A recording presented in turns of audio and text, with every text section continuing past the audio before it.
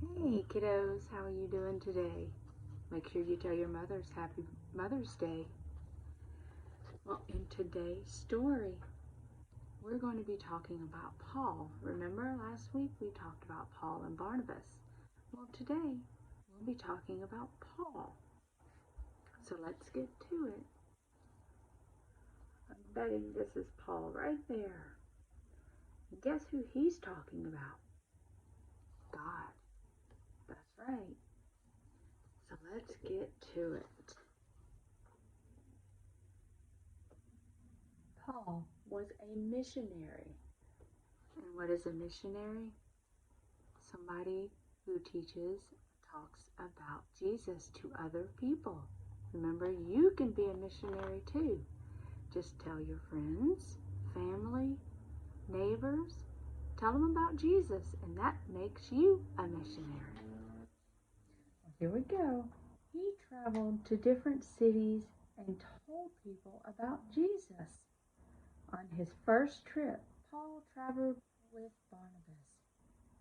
But on the second trip, Paul and Barnabas decided to split up, and Paul chose Silas to travel with him to tell about Jesus.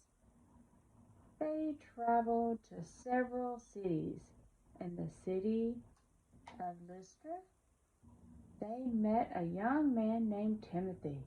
Paul heard good things about Timothy, and Paul asked Timothy to travel with them to help them. The three men traveled to many towns. They told people about Jesus. Many people learned about Jesus and believed in him. They visited the new churches that were in these cities. Paul and his friends tried to travel to Asia, but God helped Paul know not to go that way. Well, one night, Paul had a dream. A man talked to Paul. "Come and help us," the man said. Paul knew that this dream was from God, and they should go to the place where the man lived.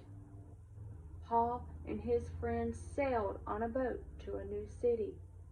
Then they walked to Philippi. Philippi was a large city with many people. Paul and his friends told the people about Jesus. They stayed in Philippi for many days, doing what God wanted them to do. Wow, Paul traveled a lot of places, didn't he?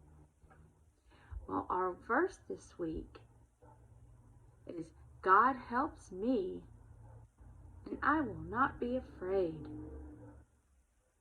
Hebrews 13:6.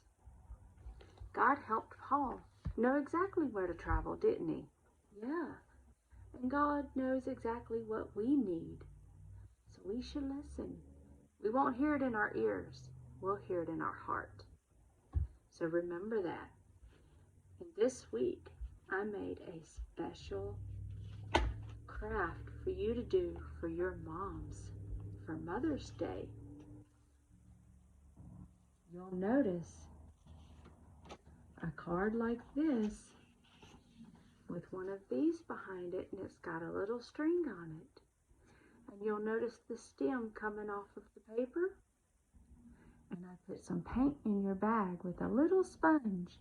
You'll take that sponge, dip it in the paint, and put it on your fingertips. And then you make a little flower on here. And then take your thumb and put it on the paint and put it in the very center of the flower. And that's a special flower that your mom can keep for many, many years of your fingerprints. Well, I love you guys, and I can't wait till we can meet again. Take care and enjoy your mom.